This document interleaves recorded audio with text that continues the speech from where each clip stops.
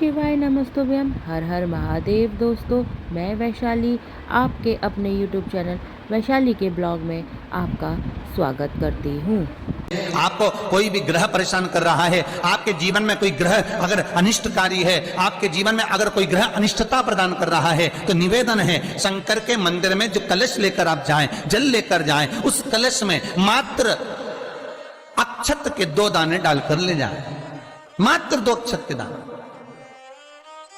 जैसे सूर्य नारायण को प्रसन्न करने के लिए अपन कुंकू डाल लेते हैं, हल्दी डाल लेते हैं जल में, या चने की दाल डाल लेते हैं जल के अंदर।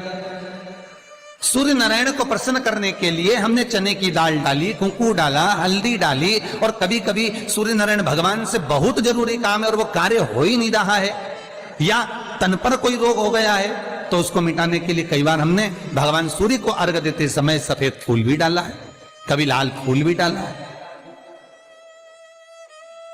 उसी तरह भगवान शंकर से निवेदन करने के लिए, हमारी ग्रह दशा सुधारने के लिए जल के पात्र में 2 अक्षत के दाने, अक्षत भी पूर्ण अक्षत, पूर्ण अक्षत, खंडित नहीं, पूर्ण अक्षत भगवान शंकर को समर्पित करते हैं। और बाबा भोलेनाथ को जब हम जल समर्पित करें तो राहु, केतु, मंगल, शनि, शुक्र, बृहस्पति, जितने ग्रह हैं सब अनुकूल हो जाते हैं महाराज, सब अनुकूल। इतना बड़ा दर्पण जिसमें मुंह देखते हो आप, मुख, इतना बड़ा दर्पण लिया। अच्छा, पहले के लोग जानते नहीं है, पहले जो घरों में, आजकल तो फैशन की बंदरवाल होती है, दरवाजे पे जो बंदरवाल लोग लगाते हैं, कहीं मोती की लगा रहे, कहीं काय की लगा रहे, तो पहले जो बंदरवाल होती थी, उस बंदरवाल में अगर कई शहरों में, जैसे काशी साइड में, तो आज भी जो बंदरवाल मिलती है उत्तर प्रदेश में, और चलो तो गुजरात में, तो उसमें इतने बड़े बड़े कांच लगे रहते हैं, दर्पण। उसका क्या महत्व है, उसकी मूलता क्या है? शिव महापुराण की कथा कहती है दर्पण इतना बड़ा ले लो, बंदरवाल अगर दर्पण वाली नहीं तो इतना बड़ा दर्पण लो, हनुमान जी के मंदिर में जाकर, क्योंकि हनुमान शंकर का ही अवतार है, हनुमान जी के मंदिर में जाकर हनुमान जी के उल्टे पांव का थोड़ा सा सिंदूर, चरण का थोड़ा सा सिंदूर एक कागज में लेकर आ जाइए, और हनुमान जी के छोटे भाई, हनुमान जी 6 भाई हैं, उसमें गतिमान, हनुमान जी के छोटे भाई गतिमान का नाम लो, और गतिमान का नाम लेकर उस दर्पण पर सिंदूर से त्रिशूल बना दो, सिंदूर से त्रिशूल बनाकर उस दर्पण को घर के बाहर, दर्पण का मुख बाहर की ओर, ऐसे बाहर की ओर मुख कर कर दर्पण को घर के बाहर या दरवाजे पर, बिल्डिंग पर, ऊपर जाली में, फ्रंट में, कहीं पर भी उसको लगा दीजिए। महाराज केवल शंकर का स्मरण कर कर, गतिमान का नाम लेकर, हनुमान के उल्टे पांव का सिंदूर का त्रिशूल बनाकर जो दर्पण को लगा देता है, आपको 1 महीने के अंदर अंतर मालूम पड़ जाएगा कि पिछले जो महीने निकले हैं उस महीने का अंदाजा लगाना कि घर में लोग कितने बीमार पड़ते थे, और इस दर्पण को लगाने के बाद बीमारी कम हुई कि नहीं हो कम तो ठंडा कर देना, क्या जा रहा है, पर करके जरूर देखना, विश्वास रखकर करोगे, भगवान शिव का अनुमोदन कर कर, भगवान शंकर पर विश्वास रखकर करोगे तो बीमारी घेर नहीं सकती।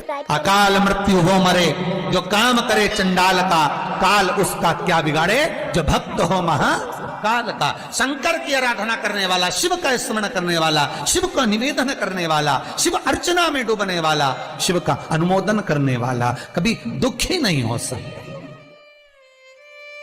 बन सके तो बेलपत्र और समी पत्र शंकर को चढ़ाना है,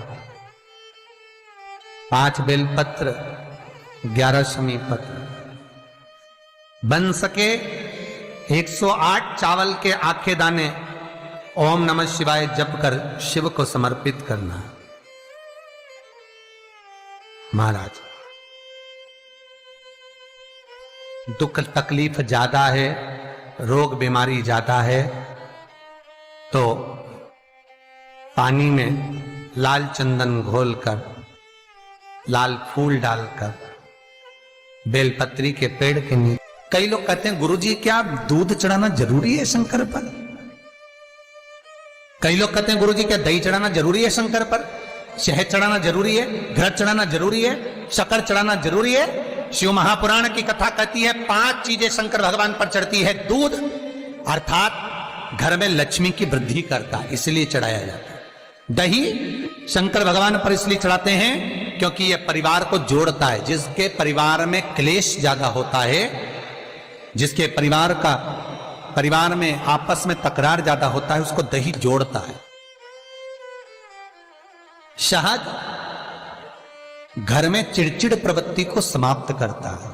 घी रोग को समाप्त करता है। शक्कर मिष्ठान घर में यदि लक्ष्मी आकर जा रही हो तो मिष्ठान समर्पित किया जाता है। इसलिए पंचामृत स्नान का भाव शिव महापुराण कहती है। पंचामृत स्नान का भगवान, इसलिए 5 चीजें शंकर को समर्पित हैं। दूध, दही, घृत, शहद, शक्कर अर्थात मिष्ठान। शक्कर से मूलतः यहां शिव महापुराण में शक्कर नहीं लिखी है, मिष्ठान। अब लोग शक्कर पीस कर अभिषेक करते हैं, परंतु मिष्ठान अर्थात गाय के दूध से निर्मित कोई मिठाई, और उस मिठाई से भगवान शंकर का अभिषेक। अब लोग भले शक्कर रखने लगे शंकर जी के अभिषेक में, पर यहां शक्कर नहीं लिखा है, यहां मिष्ठान।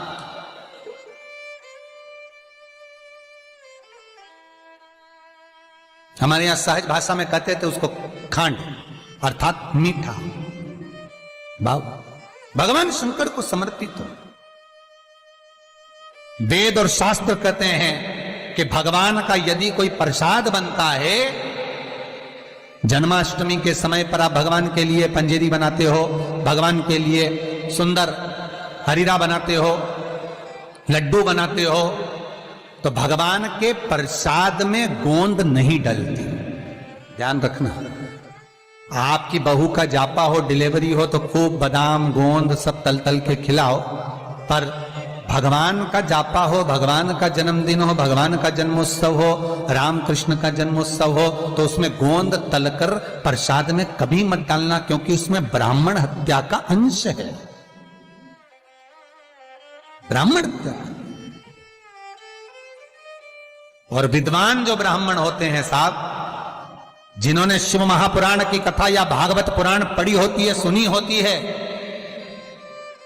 वो ब्राह्मण कभी भी, जो विद्वान ब्राह्मण होंगे वो कभी भी गोंद का लड्डू, गोंद तली हुई कभी नहीं खाएंगे। भले वो देसी घी में तले, कुछ भी तले, पर गोंद नहीं खाते, गोंद का लड्डू नहीं खाते। क्यों? क्योंकि इसमें ब्राह्मण हत्या का अंश है। प्रत्येक फोटो में लक्ष्मी विष्णु के साथ नहीं मिलेगी, प्रत्येक फोटो में लक्ष्मी गणेश और सरस्वती मिलेंगे। दीपावली पर पाना खरीद कर लाओ, दिवाली पर कागज खरीद के लाओ, दिवाली पर फोटो खरीद कर लाइए, लक्ष्मी गणेश के साथ मिलेगी, लक्ष्मी सरस्वती के साथ मिलेगी, पर लक्ष्मी विष्णु के साथ नहीं। क्यों? किस लिए? भगवान विष्णु और लक्ष्मी का फोटो तो अच्छी लगे तो लाइक कीजिए, सब्सक्राइब कीजिए और शेयर कीजिए। धन्यवाद।